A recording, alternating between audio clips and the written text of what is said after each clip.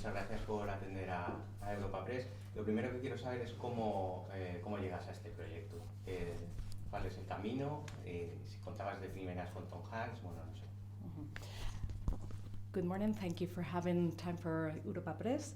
And the first thing I wanted to ask you about is how did this project come to you? How did you find out about it? How did you come across it? And did you count on having Tom Hanks on board from the very outset? I came across the book originally, and I fell in love with the book and then the Swedish version. And Fredrik Wikström, one of the producers who I knew from the past, was meeting with Playtone to make a deal with Rita and Tom, and in the same time David McGee, who I worked with on Finding Neverland, wanted to do the adaptation, and Fredrik thought it was a good idea for me to get involved. So Renee Wolf, my creative partner, and I, we met with Playtone and David McGee, and we all fell in love with the same project. And so that was 4 years ago, Christmas 4 years ago. And we started developing it, and then we started shooting last February. ¿Y cómo se trabajó con Tom Hanks? And how is it to work with Tom Hanks? I mean, he's one of the greatest actors ever, and he's truly extraordinary. So it was a very remarkable journey because our sensibilities match. And you know, Tom is like water swirling around the fountain. In the center of the fountain is like the truth, and he's just like sort of nourishing from that truth until he lands in the scene, and that's a beautiful process. Marc, se te suele asociar con películas de acción, pero es cierto que a lo largo de tu carrera has tenido películas como comedia, como esta, que no, bueno, no sé si es una comedia exactamente, otro tipo de películas, sobre todo drama, como Monster World.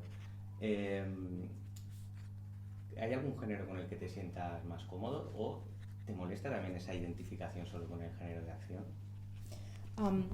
Marc, you're usually known for action movies, but you've also done some comedy like this. I don't know whether you would consider this a comedy anyway, but you've also related to drama, Monster Ball, for instance. So how do you feel about genres? Is there any genre in particular that you feel comfortable with, or?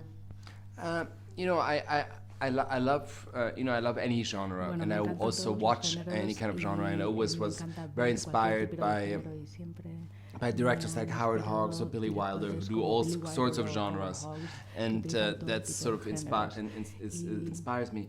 I think comedies is some of the hardest genre, and I think so here to have the balance between drama and comedy was very hard to achieve. You know, the silver lining between making people cry and making people laugh.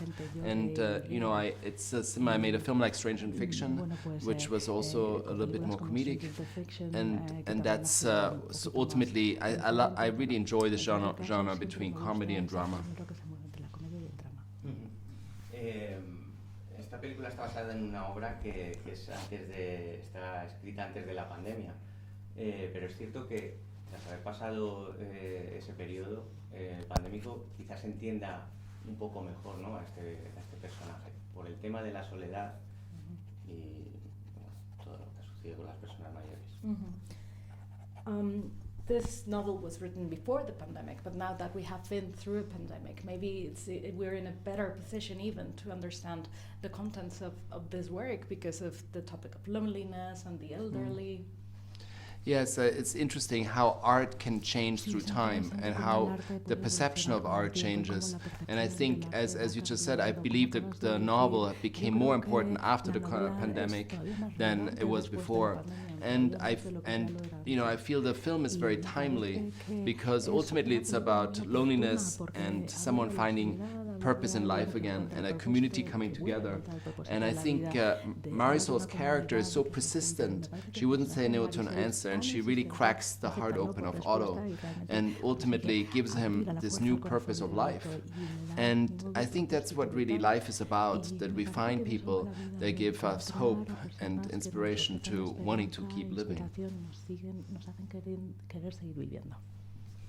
Marc, ¿no es irónico cómo la película muestra a una persona privilegiada o de una clase social acomodada, teniendo que ser levantado o animado por otras personas de minorías sociales o raciales?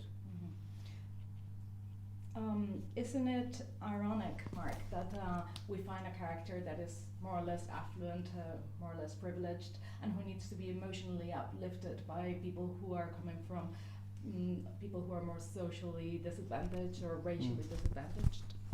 I think not so much, because I think ultimately, you know, often the more you have, the lonelier you get. I think the key thing of happiness, and when I study happiness, is really community and family. And if your social community is strong and your relationship with your family is strong, that really gives you more purpose in life than being alone and affluent. Que si estás solo y tienes buenos ingresos, si estás bien posicionado. El suicidio suele ser un tabú en cualquier obra de ficción. ¿Ha sido complicado rodar esas escenas y más aún darles un toque de humor? Suicide is normally a taboo in fiction works. Was it difficult to film that part, and even more so to give it a humorous touch? You know, I when I go back to Frederick Backman's book, I think he when he wrote about, you know, obviously the dark side and the light side in his book, and he was able to bring the humor there. I found it inspiring, because I think the only way to heal is to talk about taboos, and ultimately it's the way of conversation that can help people and can give them purpose again. So I feel if we keep it as a taboo, then we can never heal. ¿Da miedo envejecer y es algo sobre lo que reflexionas? Is it scary to age? Is that something that you reflect upon in this movie? I think ultimately we all, you know, we're all born and we all die, and there's nothing. The things you have to do, you're gonna die and you have to pay taxes. But at the end of the day, I think, you know, when you get older, sometimes, you know, you can be in the denial. But I think what's the key is getting older, that people that are elderly still have purpose, and still, you know, can be great teachers and mentors to other people. And I think our society sometimes excludes elderly people, and I think it's more important to care for them and include them, because we can learn a lot from them, because they went through mistakes, and instead of us repeating the same mistakes over and over again. Sí, precisamente quería preguntarte por eso, porque el personaje, en este caso, hace un aislamiento voluntario, pero es cierto que vivimos en un tipo de sociedad en el que las personas mayores quedan fuera de casi todas las cosas, y tiene que ver también un poco ese sentimiento de que se queda fuera de esta sociedad aquellas personas que parece que no sirven o que no aportan algo, ¿no? Es un sentimiento que otras culturas fuera de Occidente quizá no tienen. I actually wanted to ask you about that, because in this case the character goes into a voluntary type of isolation, but we live in a society in which we tend to exclude the elderly from almost everything, and if they're not making a contribution, if they're not positively contributing with something, we somehow set them apart, and this is something that sometimes is more linked to this Western culture rather than other cultures. Yes, I think that's very true, and I think we need. I think it's a key of changing the Western culture, that we actually, instead of excluding the elderly, we should include them. Sorry. I think it's an issue with the Western culture. Instead of excluding the elderly, we should include them, and I think ultimately that there is always, you know, for me personally, it's interesting that most of my mentors were always older in life, not younger. Okay, muy bien. Yeah, thank you.